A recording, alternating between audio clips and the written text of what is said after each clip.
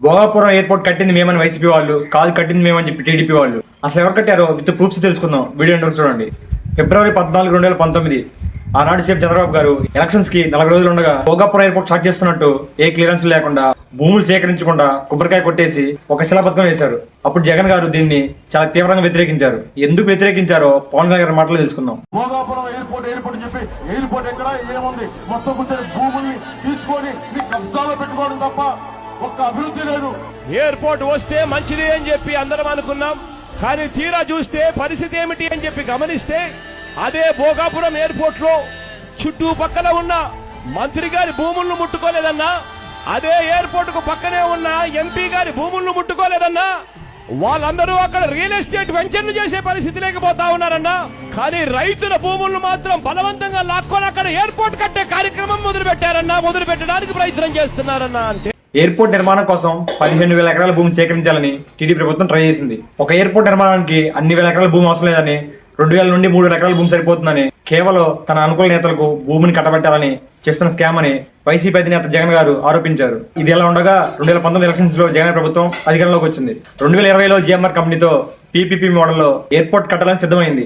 అంటే నిర్మాణ ఖర్చు జిఎంఆర్ సంస్థ చూసుకుంటే దానికి కావాల్సిన భూములు, క్లియరెన్స్లు అన్ని గవర్నమెంట్ చూసుకుంటుంది. ఎయిర్పోర్ట్ కి కావాల్సిన 2,200 ఎకరాల భూమిని ప్రజల నుండి సేకరించి భూమి ఇచ్చిన రైతులకు పునరావాసం కల్పించారు. 2021-23 మధ్యలో ఆర్ఎండ్ఆర్ ప్యాకేజెస్ తో 500 కుటుంబాలకు 600 కోట్లతో కాలనీస్ కట్టించారు. ఎయిర్పోర్ట్ కి కావాల్సిన పర్మిషన్స్, కావాల్సిన ల్యాండ్, వాటి క్లియరెన్స్లు, కోర్టులో ఉన్న కేసులు, ఏవియేషన్ అండ్ సెంట్రల్ నుంచి క్లియరెన్స్లు, ఫండింగ్, కాంపెన్సేషన్ ఇలా అన్ని వైసీపీ గవర్నమెంట్ చూసుకుంది. ఎయిర్పోర్ట్ కి కావాల్సిన అన్ని క్లియరెన్స్లు చేసి 2023 మే 3న శంకుస్థాపన చేశారు. ఎయిర్పోర్ట్ ని 2026 కల్లా కట్టాలని డిసైడ్ అయ్యారు.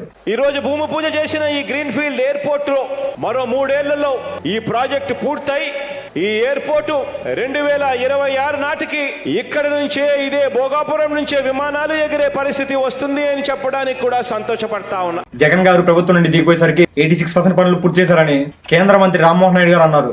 ప్రస్తుతం భోగాపురం ఎయిర్పోర్ట్ రివ్యూ కార్యక్రమాన్ని మరొకసారి పెట్టుకున్నాం. కిందటిసారి 13 సెప్టెంబర్ ఇక్కడికి రావడం జరిగింది.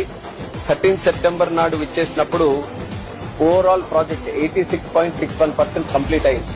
ఈ రోజు మళ్ళీ మనం వచ్చిన సందర్భంలో 91.7%, అంటే 86.61 నుంచి 91.7% ఈ రోజు పూర్తి చేసి. ఒకసారి ఈ వీడియోలో సిబిఎన్ గారు, పవన్ కళ్యాణ్ గారు, లోకేష్ గారు ఏం మాట్లాడుతాం చూడండి. ఎర్ర బస్సు రాని ఊరికి ఎయిర్పోర్ట్ అవసరమా అని కొంతమంది అన్నారు. ఒక చిన్నపాటి ఎర్ర బస్సు కూడా రాని చోట ఎయిర్పోర్ట్ అవసరం లేదన్న వ్యక్తులకి సమాధానం ఇదే. ఎర్ర బస్సు రాదన్నారు, ఎయిర్ బస్సు వచ్చింది. ఒకసారి ఈ వీడియో కూడా చూడండి. చదువుకోవడానికి కూడా ఎర్ర బస్సు లేని ఈ ఊర్లో ఎయిర్పోర్ట్ ఎందుకు సార్? మేము చదువుకోవడానికి కూడా ఎర్ర బస్సు లేని ఈ ఊర్లో ఎయిర్పోర్ట్ ఎందుకు సార్? చదువుకుంటా ఉన్నాము, మా గ్రామానికి ఎర్ర బస్సు కూడా రాదు. ఎర్ర బస్సు కూడా రాని ఈ గ్రామానికి ఎయిర్పోర్ట్ ఎందుకు సార్ అని అడుగుతా ఉంది నర్సాయమ్మ. జగన్ గారేమో ఇలా స్టూడెంట్ సిచ్యువేషన్ గురించి మాట్లాడుతుంటే అందులో నుండి ముక్కలు కట్ చేసి ఇలా ఇష్టం వచ్చినట్టు మాట్లాడుతున్నారు. అంత ఉన్నత పదవుల్లో ఉన్న మీరు అలా మాట్లాడే ఎంతవరకు కరెక్ట్? జగన్ గారు కూడా ఎప్పుడు ఆ మాట అనలేదు. కానీ మన నాయకులేమో ఇలాంటి అసత్య ప్రచారాలు చేసి ప్రజల్ని తప్పుబాటులో నడిపిస్తున్నారు. ఆగస్టు 1, 2026న పీఎం మోడీ గారితో కలిసి సీఎం చంద్రబాబు గారు అల్లూరి సీతారామరాజు ఇంటర్నేషనల్ ఎయిర్పోర్ట్ ని ఇనాగ్రేట్ చేశారు. ఇది భోగాపురం ఎయిర్పోర్ట్ వెనకాల ఉన్న నిజాలు, వాస్తవాలు. కట్టింది ఎవరో, క్రెడిట్ ఎవరిదో మీరే కింద కామెంట్ చేయండి.